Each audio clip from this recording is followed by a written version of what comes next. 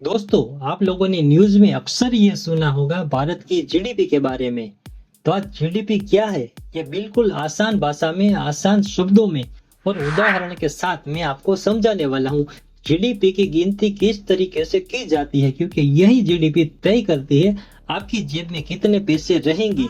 आप जहाँ पर नौकरी करते हैं, जहाँ पर जॉब करते हैं, वो सुरक्षित रहेगी या नहीं रहेगी।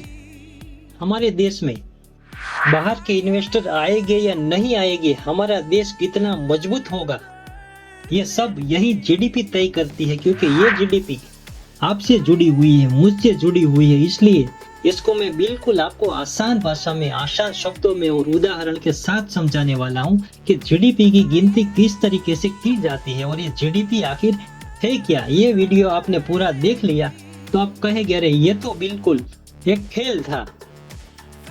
सबसे पहले मैं आपको बता देता हूँ जीडीपी का फुल फॉर्म। जीडीपी का फुल फॉर्म है ग्रॉस डोमेस्टिक प्रोडक्ट। अब मैं आपको बताने जा रहा हूँ किस तरीके से जीडीपी की गिनती की जाती है।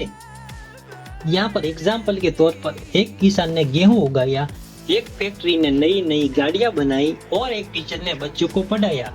तो इन सब का जो भी आर्थिक मूल्य होता है उसे जोड़कर देश की जीडीपी में जोड़ा जाता है।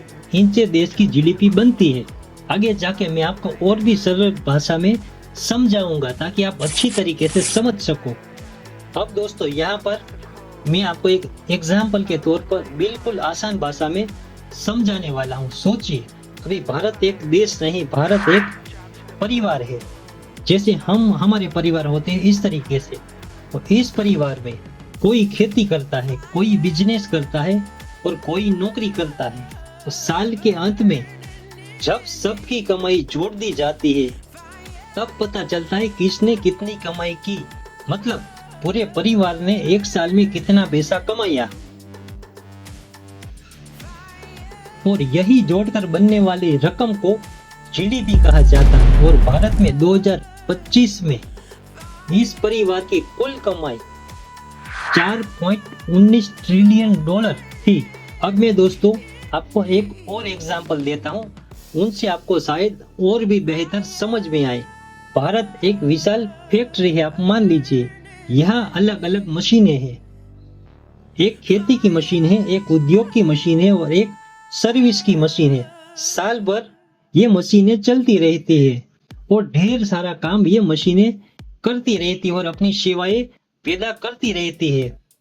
जब साल खत्म होता है तब टोटल हम देखते हैं इन तीनों मशीनों ने आखिर एक साथ कितना पैसा कमाया, और जो पैसा इन तीनों मशीनों ने कमाया उन पैसा को एक साथ जोड़ते हैं और उस पैसे को बोलते हैं जीडीपी। अब मैं आपको एक और एग्जांपल देता हूँ। मान लीजिए आप किसी प्राइवेट कंपनी में जॉब कर रहे हैं और वहां पर आपको कंपनी ने सालाना सैलरी ऑफर की। हर महीने नहीं, एक साल के लिए उसने बोला कि हम आपको 10 लाख देंगे एक साल का या 20 लाख देंगे एक साल का। तो मतलब आपकी कमाई कितनी हुई साल की? अगर आपने 10 लाख में साइन जॉब की तो 10 लाख, और आपने 20 लाख में साइन की तो आपकी सालाना 20 लाख इनकम हुई। और इसी इनकम को बोलते हैं आपके घर की जीडीपी। मतलब आपकी साल भर की सैलरी को कहा जाता है आपके घर की जीडीपी। इसी तरह हमारा देश साल भर में जितना पैसा कमाता है उसे हम जीडीपी कहते हैं। मतलब सालाना हम सैलरी भी बोल सकते हैं कि हमारे देश ने एक साल में इतना पैसा कमाया। जैसे मैंने पहले बताया, 2025 के आंकड़ों के मुताबिक हमारे देश ने टोटल कमाई 4.19 ट्रिलियन डॉलर की कमाई की थी। ये एक साल की, इसे बोलते हैं जीडीपी। जो हमारे देश ने एक साल में इतने पैसे कमाए तो जीडीपी इसे कहा जाता है। यानी कि दुनिया को पता चलता है कि भारत ने एक साल में 4.19 ट्रिलियन डॉलर की कमाई की। अब आप समझे दोस्तों, बिल्कुल आसान भाषा में मैंने आपको समझाया। फिर भी अगर कोई आपका डाउट है तो आप मुझे कमेंट करें, मैं आपको उसका जवाब जरूर दूंगा।